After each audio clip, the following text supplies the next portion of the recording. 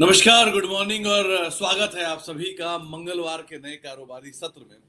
पहले तो कल के लिए माफी, कल पूरा दिन बहुत हेक्टिक था। सुबह चंडीगढ़ गया, वहीं से बद्दी, वहां से वापस चंडीगढ़, वहां से वापस दिल्ली। कल ही गया और कल ही वापस आ गया, तो इसलिए बहुत एग्जॉस्टेड हूँ। लेकिन बढ़िया दिन था। एक एमफोर्स का प्लांट देखने गया था, मैनेजमेंट को मिलने गया था। शेयर बहुत चला भी है पीछे, 100% के आसपास का मूव दिखा, 50% के आसपास का मूव दिखा चुका है। तो एक बार को मिलने गया था, क्या सिचुएशन, क्या भी हालात देखने को मिल रहे हैं। एनीवेज, तो आज एक नया कारोबारी सत्र। अच्छी चीज क्या आई, कल एफआईज ने खरीदारी की थी। क्रूड का नीचे आना, प्लस ये एक्सपायरी का दिन, अर्निंग सीजन की शुरुआत, बहुत सारी चीजें एक साथ आनी शुरू हो गई हैं। सो जरा उस हिसाब से आप लोग कामकाज कीजिएगा। कुछ अच्छे स्टॉक, अच्छी वैल्यू पे स्टॉक नजर रखिएगा। कुछ अच्छे स्टॉक जो ऑलरेडी चले हैं वहां प्रॉफिट बुक करिएगा। इस तरीके से कामकाज करते हुए दिखाई पड़ेगा, वो ज्यादा बेटर है। कल पहले बात हो रही थी ना शुक्रवार को कि एक नो ब्रेनर सेक्टर कोई है तो वो है शुगर और आईटी, जहां पर थोड़ा बहुत नो ब्रेनर दिख रहे हैं। लेकिन शुगर कल चला भी, एंड शुगर में है एक्चुअल में सिचुएशन है। कहीं भी फॉल दिखे तो एक अच्छी सिनेरियो सिचुएशन के तौर पर इसको आप जरूर देखिएगा। खैर, शुरुआत करते हैं जरा कुछ आंकड़ों के साथ, किस तरह की सिचुएशन आज रहेगी। कल एफआईज ने करीब करीब 243 करोड़ रुपए के आसपास की खरीदारी की थी। कल डीआईएस की तरफ से 3791 करोड़ रुपए के आसपास की खरीदारी होते हुए दिखाई पड़ी थी। एफआईएस ने फ्यूचर में 2991 करोड़ रुपए की खरीदारी की थी और ऑप्शन में 2921 करोड़ रुपए के आसपास की खरीदारी की थी। तो ओवरऑल मार्केट्स बाय साइड पर चारों पक्ष के अंदर आते हुए दिखाई पड़े। एफआईएस की कैश में, डीआईसी कैश में, एफआईएस की फ्यूचर में, एफआईएस की ऑप्शन में, सब में खरीदारी एफआई साइड पे होते हुए दिखाई पड़ रही थी। इसके अलावा कल के सत्र में यूएस मार्केट में डाउ करीब 1/4% के आसपास की बढ़त के साथ बंद होता हुआ दिखाई पड़ा। नैस्डैक करीब 1.25% के आसपास की बढ़त के साथ बंद हुआ। S&P 500 भी 3/4% के आसपास की खरीदारी वहां पर भी होते हुए दिखाई पड़ी, क्योंकि यहाँ पर भी शुक्रवार की बंद के बाद बाजार सोमवार को खुले थे। और ब्रेंट क्रूड करीब $72 पर बैरल, यहाँ पर एक बड़े कट की बातचीत सऊदी अरामको की तरफ से आई है। और अगर ये कट होता है तो क्रूड के अंदर तो एक अच्छा फॉल आएगा ही, क्योंकि सप्लाईज थोड़े से शॉर्टफॉल रहते हैं या फिर बाकी चीजें। और ये इकोनॉमी के फ्रंट पे ठीक है। वैसे भी क्रूड को थोड़ा सा ईज ऑफ होना बेटर ही माना जाता है। गोल्ड करीब करीब 0.5% के आसपास का ड्रॉप यहाँ था। रुपया 9543 के आसपास के रुपए के लेवल आते हुए दिखाई पड़ रहे थे। एसएक्स 50 करीब करीब 7:30 बजे तक जो आंकड़ा था वो रफली 1/4% के आसपास की बढ़त के साथ कामकाज कर रहा था। अभी के लिए अगर बात की जाए तो अभी भी मोर और लेस बाजार तेजी के साथ ही कामकाज कर रहा है, और जो बढ़त है वो रफली 60 अंकों के आसपास की है। 0.24% के आसपास की बढ़त 7:30 बजे तक भी एसएक्स 50 में देखने को मिल रही है। ये कुछ खबरें जहां पर आज आपको ध्यान देखना है। सबसे पहले विंडसर मशीन बोर्ड की तरफ से अप्रूवल आया है 17.5 लाख शेयरों का। प्रमोटर एंटिटी जिसमें रमेश केशुभाई सयानी, ये 192 पर शेयर के आसपास प्रमोटर पार्टिसिपेट करेगा विंडसर मशीन के जो अलॉटमेंट्स हैं, शेयर के अलॉटमेंट है उसके अंदर। कैपिलरी टेक, यहाँ पर इनकी एक सब्सिडरी को करीब $3 मिलियन के डीप फेक बैंकिंग फ्रॉड इनके साथ हुआ है, जिसमें से 0.45 यानी आधा मिलियन यूरो इन्होंने रिकवर कर लिया है। अभी भी 2.5 मिलियन यूरो के आसपास का कंपनी के लिए एक फ्रॉड है, तो वो इम्पैक्ट करता दिखाई पड़ेगा big time. Varun beverages company की कीनियन सब्सिडरी ने dairy business, juice business, package drinking water business Devyani food का एक्वायर किया है 305 करोड़ रुपए में, और इससे ईस्ट अफ्रीका में कंपनी की प्रेजेंस बढ़ते हुए दिखाई पड़ी है। रिलायंस इंडस्ट्रीज, सेबी ने एक एडमिनिस्ट्रेटिव वार्निंग इशू की है कंपनी के कंप्लायंस ऑफिसर के ऊपर। इनसाइडर ट्रेडिंग रेगुलेशंस के एम्प्लॉय रिलेटेड ट्रेड कंडक्ट जो हुए जुलाई 2024 में, उसको लेकर ये कंपनी की तरफ से कंपनी के सीएस को, एक कंप्लायंस ऑफिसर को एक एडमिनिस्ट्रेटिव वार्निंग जारी की गई। बहुत इसका इम्पैक्ट नहीं होता वो दिखाई पड़ेगा। दिलीप बिल्डकॉन कंपनी को एक कंप्लीशन सर्टिफिकेट मिला है 780 करोड़ रुपए का। ये बेंगलुरु विजयवाड़ा एक्सप्रेसवे का है, पॉजिटिव है कंपनी के लिए। टोरेंट फार्मा एनसीएलटी के अहमदाबाद की तरफ से एक अप्रूवल आया है जेबी केमिकल के खुद में विलय को लेकर। तो ये एक और पॉजिटिव खबर। हेक्सावेयर कंपनी ने करार किया है स्मार्ट रेंट के साथ transformation AI native customer operations और रेवेन्यूज को लेके पॉजिटिव है। गणेश हाउसिंग कंपनी को नो ऑब्जेक्शन लेटर मिला है बीएससी एनएससी से। गातिल प्रॉपर्टीज के विलय को लेकर पॉजिटिव है। जेन टेक्नोलॉजीज सब्सिडरी वेक्टर टेक्निक्स ने ड्रोन प्रोपल्शन मैन्युफैक्चरिंग कैपेसिटी को 3 लाख यूनिट के आसपास एनुअली ले आने की बातचीत की है और इंडिया के largest fully integrated drone propulsion manufacturer के तौर पर अभी शामिल होते हुए दिखाई पड़ रहे हैं। पॉजिटिव है। वैसे भी कंपनी प्रोपल्शन के बिजनेस में एक बड़ा नाम ऑलरेडी मानी जाती है। Blue jet health care company का QIP आ गया और 531 रुपए पर शेयर के आसपास फ्लोर प्राइस तय किया गया जो कि 5% डिस्काउंट पर है। सो ऑलरेडी पहले एक बार शेयर गोता लगा चुका है, वापस थोड़ा रिकवरी आ रही थी और फिर ये QIP आ गया। सो थोड़ा सा नेगेटिव साइड पे इसको आप लेकर चलिएगा। अभी नियर टर्म में शायद मूव रहे लेकिन बाद में वापस हल्का हो सकता है। इन्फो एज कंपनी ने 45% कोडिंग निंजा में दोबारा एक्वायर कर लिया 40 करोड़ रुपए में और 180 करोड़ रुपए के आसपास B8 फंड के लिए कमिटमेंट किया है जो ऑलरेडी 250 करोड़ के आसपास से कमिटमेंट था। न्यूट्रल खबर मान सकते हैं। टैन फैक इंडस्ट्रीज 174 करोड़ रुपए रेज कर रहे हैं प्रमोटर और बाकी इन्वेस्टर से अपनी ग्रोथ को लेकर। फंड रेजिंग आई है कंपनी की तरफ से, लेकिन ये तीसरी फंड रेजिंग है या दूसरी फंड रेजिंग है बैक टू बैक, इस लिहाज से ध्यान रखिएगा। कोचिन शिपयार्ड सरकार OFS लेकर आई है 2.5% हिस्से को लेकर और जिसमें एक और ओवर सब्सक्रिप्शन की बातचीत है। 66 लाख शेयर के आसपास रहेगा।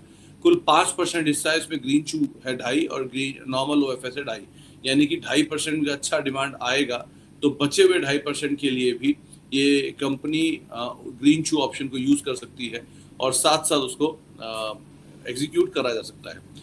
टेक्सटाइल स्टॉक्स में जहां पे इंडिया और EU लीगल स्क्रबिंग FTA को अगले 15 से 20 दिन में हटा सकते हैं, ये अगर होता है तो कंपनी के लिए पॉजिटिव रहेगा। OMCs पेंट और एविएशन सऊदी अरामको ने अपना अगस्त प्रोडक्शन घटाया है। एशिया में $11 पर बैरल एक बड़ा कट किया है ये अरामको की तरफ से। तो क्रूड थोड़ा सा रिवाइव, मतलब क्रूड के अंदर अगर फॉल मिलता है तो ये OMCs पेंट और एविएशन के लिए पॉजिटिव रह सकता है। वाटरवेज लेजर इस स्टॉक के ऊपर अदरवाइज नजर रखिएगा। कंपनी की बोर्ड मीटिंग है 10 जुलाई को लेकर स्टॉक स्प्लिट को लेकर। 1 जुलाई को ये कंपनी लिस्ट होती है और ठीक 9 दिन बाद इसके अंदर स्टॉक स्प्लिट आता है। सो जरा ध्यान से काम कीजिएगा। ये इनिशियल साइन सही नहीं लग रहे हैं इस कंपनी के नंबर्स को लेके और इक्विटी डाइल्यूशन को लेके। इतनी जल्दी इतनी बड़ी इक्विटी डाइल्यूशन कर रही है कंपनी, ये एक अच्छा साइन नहीं माना जा सकता। सो जरा वाटरवेज लेजर जिनके पास है अपना अगर कोई अच्छा मूव मिल रहा है तो उसके हिसाब से कॉल लीजिएगा। अपडेट आए हैं Q1 के पहला टाइटन का। कंपनी का 41% के आसपास की ग्रोथ देखने को मिली है। ज्वेलरी में 39%, वॉच में 23%, आई केयर में 23%, इमर्जिंग बिजनेस में 19%, डोमेस्टिक बिजनेस में 37%, इंटरनेशनल बिजनेस में 130% और 77 नए स्टोर खोले गए हैं। पॉजिटिव साइड पे आप इसको लेकर चलिएगा। जुबिलेंट फूड वर्क्स कंपनी का कंसोल रेवेन्यू करीब 14% बढ़ा है Q1 के अंदर। ये इनकी सेल्स के अपडेट है, कोई टोटल नंबर कोई अर्निंग नहीं आई है। स्टैंड लोन रेवेन्यू 9.5% है। डोमिनो इंडिया में 2.5% की ग्रोथ आई है। लाइक फॉर लाइक ग्रोथ जो है वो करीब 2.5% रही है। 76 नए स्टोर खोले हैं। टोटल स्टोर 3712 हो चुके हैं। अच्छे अपडेट है, लेकिन कल ऑलरेडी जुबिलेंट चल चुका है। So buy on rumour sell on news होता हुआ आज दिखाई पड़ सकता है, इस लिहाज से इसके ऊपर आप नजर रखिएगा। आज का एक्सीडेंट रहेगा ट्रेंट, क्योंकि रेवेन्यू 19% बढ़ा है, खाली 20 नए स्टोर खोले हैं और 1312 स्टोर पहुंच गए, जिसमें 301 वेस्ट साइड के हैं और 982 जूडियो के हैं। तो ये अनुमान से काफी नीचे साइड पे ग्रोथ आते हुए दिखाई पड़ रही है। तो हो सकता है ट्रेंड के अंदर आज थोड़ा सा नेगेटिव साइड पे कामकाज होता हुआ दिखाई पड़े, थोड़ा सेल ऑफ रहे। सो उस हिसाब से आप इसको देखिएगा। आज बोर्ड मीटिंग है RCF की, फंड रेजिंग को लेकर यहाँ फैसला होता हुआ दिखाई पड़ सकता है। प्राइस बैंड बदला है डिजिटाइड सॉल्यूशंस का और नेशनल स्टैंडर्ड का। इनके प्राइस बैंड 20% से घटा के 10% कर दिए गए हैं। शॉर्ट टर्म ASM में शामिल कर दिया गया है अमीर चंद जगदीश कुमार एक्सपोर्ट्स को, जिनका IPO आया था। IKO टेक्नोलॉजीज को, इनको शॉर्ट टर्म ASM में शामिल किया गया है और एक्सक्लूड किया गया है ASM से इंडो काउंट इंडस्ट्रीज को, पर्ल ग्लोबल को, नेटवर्क पीपल सर्विसेज टेक को और पोकरना को। तो इसीलिए शायद कल पोकरना थोड़ा बहुत तेजी में कामकाज भी कर रहा था, लेकिन अदरवाइज ये सारी कंपनियां जिनको ASM फ्रेमवर्क से बाहर निकाला गया है। तो ये दिन भर के लिए आज आपकी खबरें, ट्रिगर, इन्हें कौन कौन सी चीज़ें जिनके ऊपर आपको नज़र रखनी है और बाकी सारे न्यूज़ फ्लोज जिनको आप अदरवाइज ध्यान रखना। तो ये आज पूरे दिन का लेखा जोखा जिनको आप काम करेंगे। प्लस जो टेलविंड है उसमें एक्सपायरी का दिन है, जो टेलविंड है उसमें एफआईसी खरीदारी है, जो टेलविंड है उसमें क्रूड नीचे आया है। ये कुछ चीज़ें हैं जिनको आप ध्यान रखिएगा। प्लस आपका अर्निंग सीजन की शुरुआत भी परसों से होने वाली है।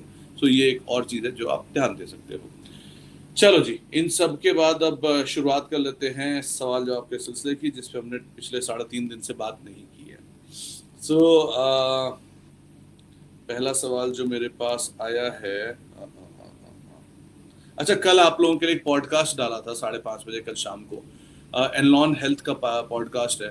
आप लोग सुनिएगा, देखिएगा, पसंद आया तो शेयर करिएगा, इतनी रिक्वेस्ट करता हूँ खाली। और बहुत कुछ सीखने के लिए, फार्मा में बहुत कुछ सीखने के लिए आपको मिल जाएगा अगर आप उस पॉडकास्ट को सुनते हैं तो। अच्छी मैनेजमेंट है, अच्छे से उन्होंने समझाया है, सुनिएगा। आप लोगों को शायद काफ़ी हेल्प मिले सीखने समझने के लिए, तो प्लीज़ सुनिएगा ज़रूर। ओके, चलो जी, सबसे पहले जो सवाल आया है मेरे पास, सवाल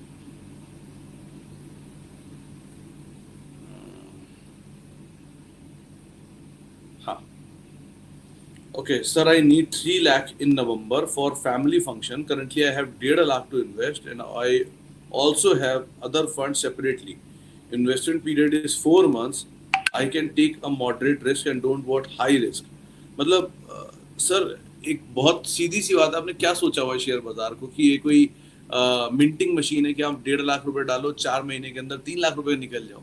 सर, ऐसी कोई चीज़ मेरे पास तो नहीं है, बहुत साफ बात। और अगर आप कोई गारंटी दे रहा है, कोई एश्योरेंस दे रहा है, तो वहाँ भी मत डालना, वरना ये 1.5 भी नहीं बचेंगे।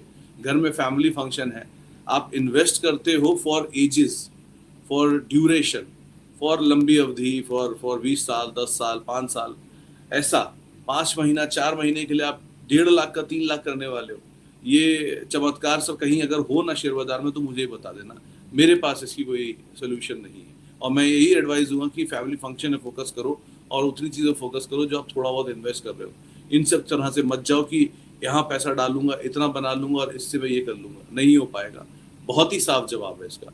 मैं एटलीस्ट नहीं कर सकता है, मेरी क्षमताओं के बहुत बाहर है ये। और मैं जितने लोगों को जानता हूँ, जेन्युइन लोगों को, उनकी भी क्षमताओं के बाहर है। बाकी कुछ आपके हाथ लग जाए जो पैसा डबल कर दे, ट्रिपल कर दे, वो बात अलग है। लेकिन ऐसी छोटी छोटी अवधि के लिए, ऐसे टाइट गोल्स के लिए ही जब आप पैसा डालते हो ना, तो कुछ नहीं मिलता। उल्टा पैसा जाता है कि अब आप डबल वैमी में हो। एक, आपको पैसा डबल करना है, दो, आपके पास सिर्फ 4 महीने। सो इन 4 महीने में पैसा डबल करने के चक्कर में आपका पैसा पूरा ही वाइप आउट हो सकता है। सो ऐसा काम मत करो। सजेशन तो यही है, बाकी चॉइस हमेशा आपकी रहेगी। Sir, good morning, can you tell me some value by mid cap and small cap, and can I average ITC and Natco? You can Sharma साहब, थोड़ा थोड़ा तो ले सकते हो दोनों, ITC भी और नेटको ज़्यादा सेफ है इनफैक्ट। रही बात वैल्यू बाय की, सर अभी बहुत सारे वैल्यू बाय शो जो महीने के शुरू में या महीने के एंड में किए थे, उन सब में नाम रखे थे, आप लोग सुन सकते हो, वहाँ पर पढ़े हैं बहुत सारे नाम। अब दोबारा वैल्यू पर ही बैठ के देखूंगा। अब वापस आया हूँ ट्रेवल करके पूरा 20-25 दिन के बाद। सो थोड़ा देखता हूँ, लेट्स सी क्या नंबर मिलता है, क्या सिचुएशन आती है, उसके हिसाब से। बाकी माइक्रो कैप स्मॉल कैप के ये हफ्ते आज एक जाएगा ही, एक माइक्रो कैप आएगा रिव्यू और स्मॉल कैप का भी रिव्यू। तो हमने ये चीज़ सोचा है कि हर हफ्ते एक साइड रिव्यू और एक साइड फ्रेश। तो इस हफ्ते दोनों रिव्यू, अगले हफ्ते दोनों फ्रेश, स्मॉल कैप भी माइक्रो कैप भी। सो ऐसे क्या हमें भी असेसमेंट करना आसान होता है कि कौन सा रिव्यू और कौन सा एक्चुअल है। सो इस हिसाब से इस हफ्ते दोनों रिव्यू आएंगे, माइक्रो कैप भी और स्मॉल कैप भी, और अगले हफ्ते दोनों फ्रेश आएंगे। सो आप वहाँ पे भी कुछ पिक कर देना चाहो, कर सकते हो, देख लो अच्छी कोई कंपनी मिल जाए तो। Sir, on an average equity share कितने होने चाहिए केवल प्राइवेट कंपनी के लिए? सेकंड, एजिस लॉजिस्टिक्स में ऐसा क्या होता है कि बाकी कंपनीज में नहीं है? क्या वो सिर्फ ऑयल एक्सपोर्ट करती है? हाँ, वो सिर्फ ऑयल में, निश्चल साहब। और एजिस अभी चलती हुई दिख रही है, लेकिन एक टाइम पे एजिस हाफ भी हो गया था शेयर, मेरे ख्याल से 400 रुपये, 200-250 रुपये तक गया था ये। फिर वापस रिवर्सल आया था इसमें और अच्छी तेजी वहाँ के बाद दिखाई है इसने। सो अच्छी कंपनी है, बट थोड़ा चला हुआ है, इस पार्ट को ध्यान रखना। तीसरा, आपका कितनी इक्विटी होनी चाहिए? सर, इक्विटी का कोई नंबर नहीं है जो सही है। आप समझो मेनी ए टाइम, जैसे वोडाफोन आइडिया के केस में भी 11,000 करोड़ शेयर है, जो इंडिया की सबसे बड़ी इक्विटी है। और मेरे ख्याल से ये क्या नाम है इसका, वेंट इंडिया की सबसे छोटी है, 20 लाख शेयर। पहले एमआरएफ लगती थी, अब वो उससे भी छोटी मिल गई वेंट इंडिया। एमआरएफ की 40 लाख है, वेंट इंडिया की 20 लाख है। सिर्फ टोटल इक्विटी मतलब 20 लाख में ही प्रमोटर हैं, 20 लाख में एफआईज हैं, 20 लाख में डीआईज हैं, 20 लाख में ही रिटेल है, सब 20 लाख में ही है। सो इक्विटी टोटल 20 लाख है। और लाइक वाइज उसकी 11,000 करोड़ है, 11,000 करोड़ शेयर है उसके, वोडाफोन आइडिया के। देश की आबादी 140-150 करोड़ है, उनकी 11,000 करोड़ इक्विटी है। एनीवेज, लेकिन उनकी 11,000 करोड़ की इक्विटी में 4% स्टेक सिर्फ रिटेल के पास है। सो सिर्फ 4% रिटेल भी बड़ा नंबर होगा कि 11,000 करोड़ है। लाइक वाइज टीसीएस में 300 करोड़ है, उसमें भी 4% रिटेल है। सो नंबर ऑफ शेयर्स आपकी साइज पे डिपेंड करता है, कंपनी कितनी बड़ी है उसके हिसाब से। पीएसयूज में जहां ग्रोथ नहीं है, वहां पर आईओसी के देखिए, ओएनजीसी के देखिए, बड़ी इक्विटी है। सो मेनी ए टाइम्स कंपनियों में नंबर नहीं है, ग्रोथ नहीं है, प्रॉफिटेबिलिटी नहीं है, लेकिन बड़ी इक्विटी है।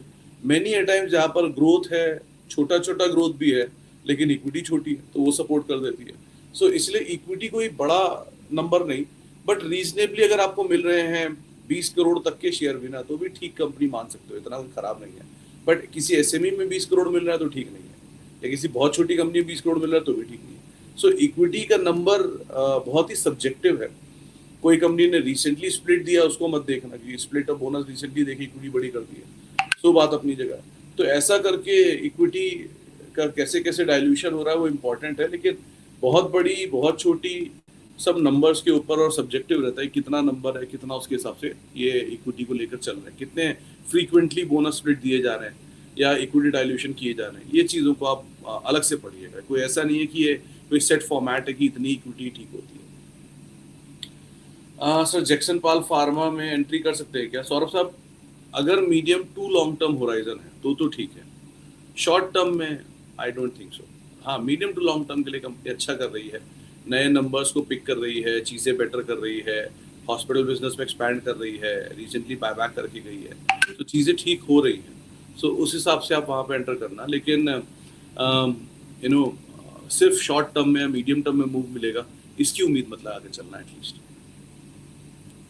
Sir, do you consider water treatment business should do better in future as India facing drinking water problem as well?